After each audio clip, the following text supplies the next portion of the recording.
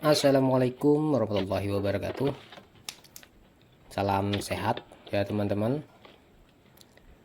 Salam kesejahteraan bagi kita semua sebagai petani. Dan salam tanam berduri, tempatnya luka dan berdarah. Kembali lagi ya. Saya di sini membuatkan konten untuk teman-teman. Jadi kali ini saya pengen menjawab pertanyaan teman-teman yang menanyakan masalah pupuk di lahan saya. Jadi saya terangkan dulu, lahan saya ini lahan di rawa gambut. Jadi lahan rawa gambut itu saya bilang seperti itu karena posisinya itu ada gambut ya teman-teman.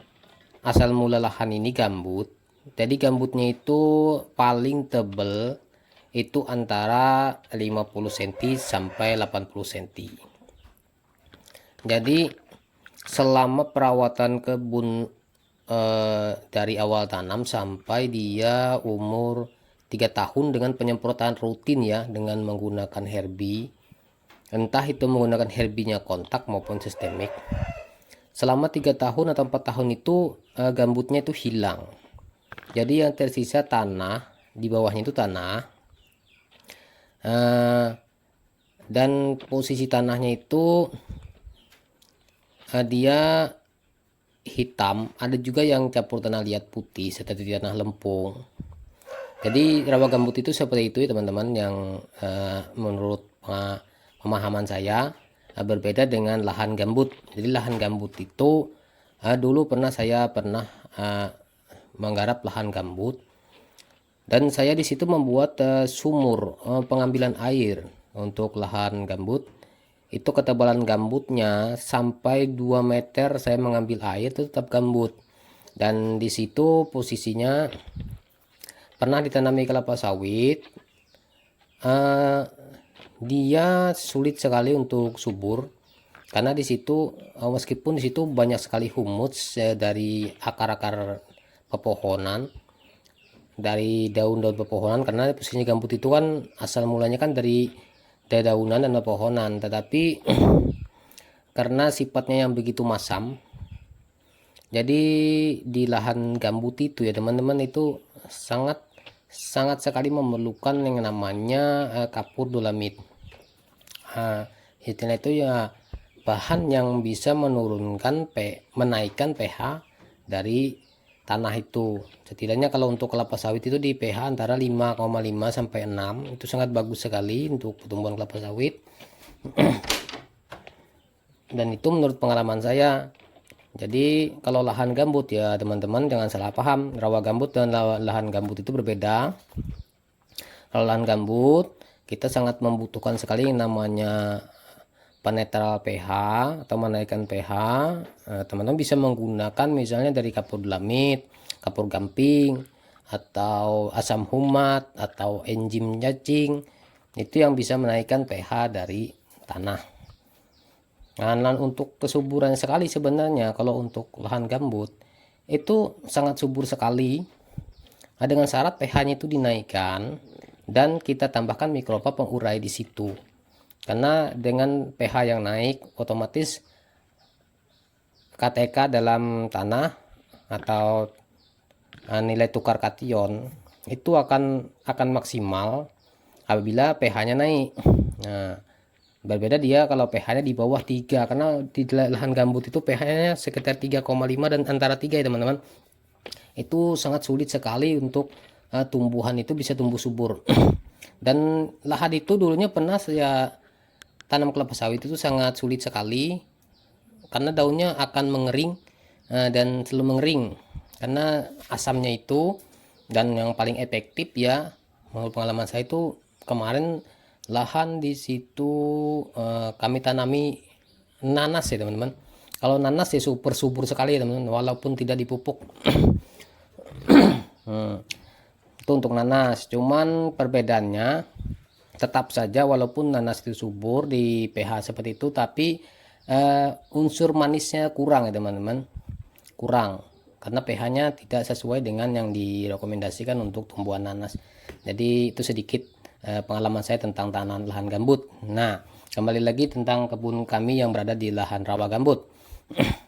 Jadi lahan rawa gambut itu seperti tadi saya bilang, setelah 3-4 tahun masa tanam, dia hilang, akhirnya jadi tanah seperti itu.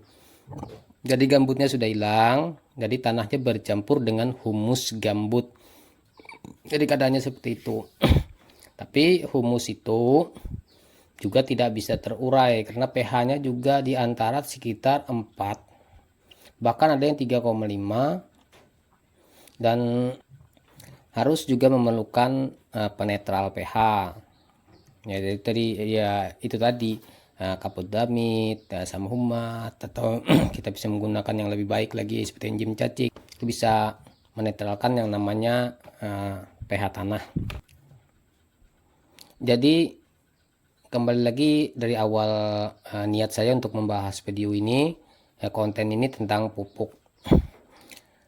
Setelah mengetahui dari kondisi lahan saya tadi seperti itu, makanya kami di sini ya tentunya saya pribadi, karena melihat dari struktur tanah yang masih tergolong subur, menyimpulkan beberapa trik dari penggunaan pupuk, yang mana sebagai petani ingin mendapatkan hasil yang lebih baik, istilahnya itu lebih banyak. Jadi saya menerapkan beberapa metode untuk pemupukan, melihat dari kondisi pertumbuhan dari pohon kelapa sawit itu sendiri, dimana dahulunya saya meneliti dan melihat dari segi pertumbuhan batang dan pertumbuhan daun, itu sangat kelihatan sekali ya teman-teman, dia membutuhkan unsur apa. Karena di lahan yang subur itu terlihat sekali kelapa sawit itu tumbuh subur dan daunnya yang hijau, dan hijaunya itu berlebih, atau dia kelihatannya overdosis daun berlebih. Itu tentunya di situ banyak sekali unsur nitrogen. Nah, jadi trik saya dari awal pembangunan lahan, apabila saya melihat daun yang begitu subur dan pertumbuhan batangnya cukup bagus, berarti di situ sudah cukup yang namanya nitrogen dan fosfat atau fosfor. Nah, jadi saya mengakalinya, untuk masa pembuahan pertama itu saya hanya menggunakan KCL.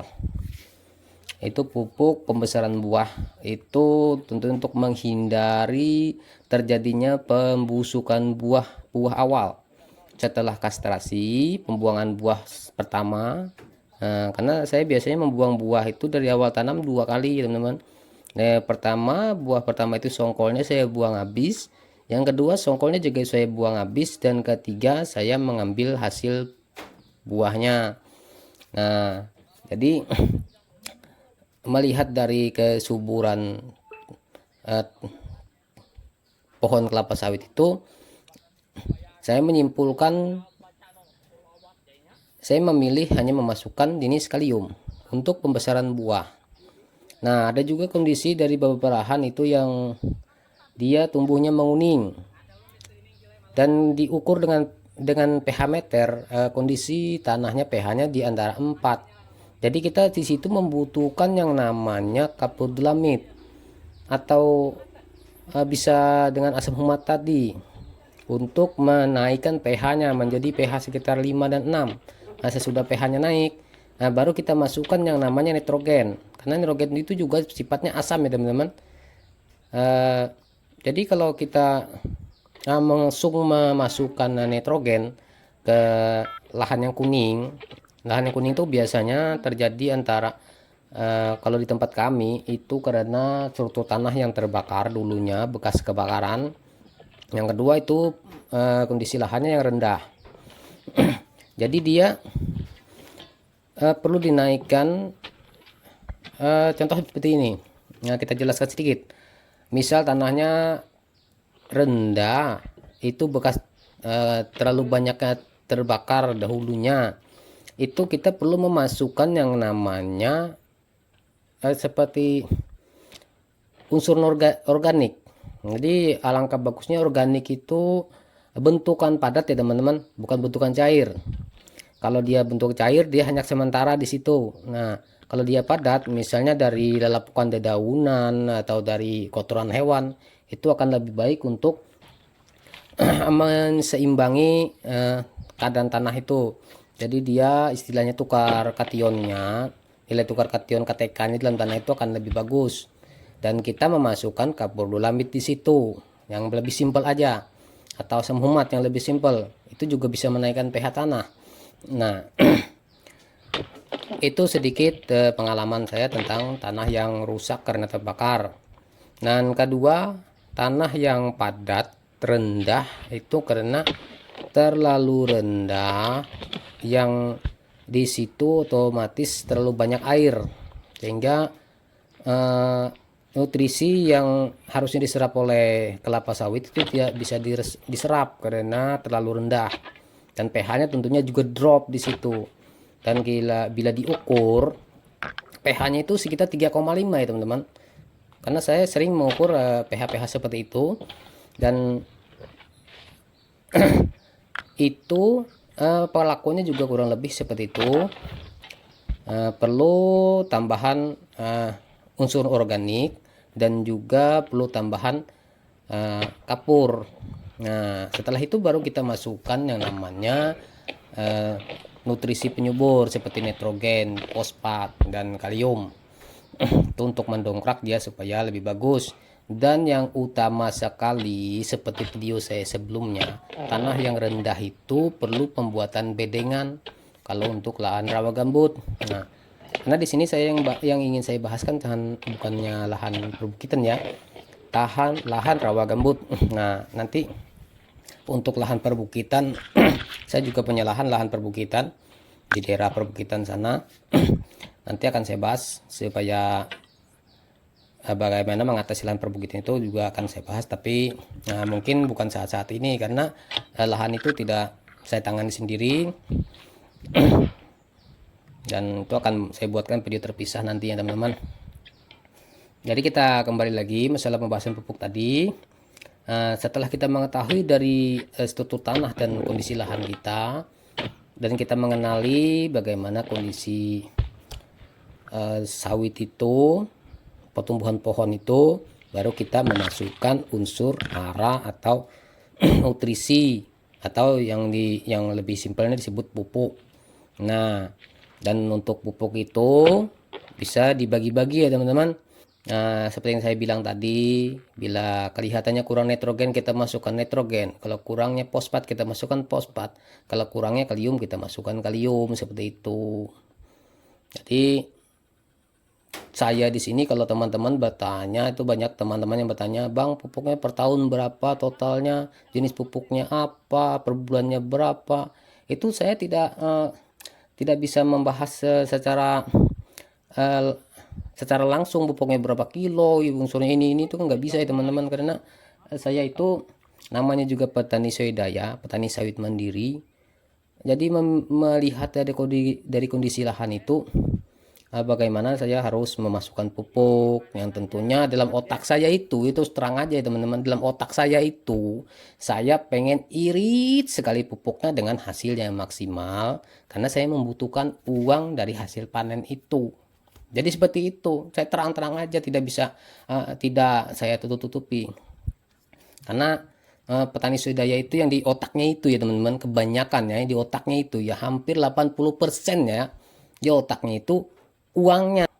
Dan kalau saya sih, pribadi saya yang enggak segitu juga sih, yang memikirnya bagaimana penghasilan itu bisa terus berjalan dan dia tetap stabil dan sesuai dengan recommended perusahaan, misalnya dari Balai Benih, misalnya dari PPKS itu menyatakan bahwa si melungun itu hasilnya kemarin waktu pertama saya tanam itu 24 ton per tahun. Nah, standarnya kan.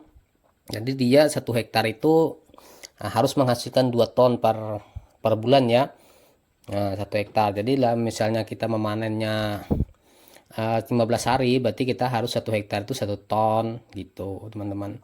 Jadi kan itu yang direkomendasikan oleh Balai Benih. Nah, misalnya saat ini ada balai benih seperti Simalungun juga mengklaim dia sampai 30 ton per hektar.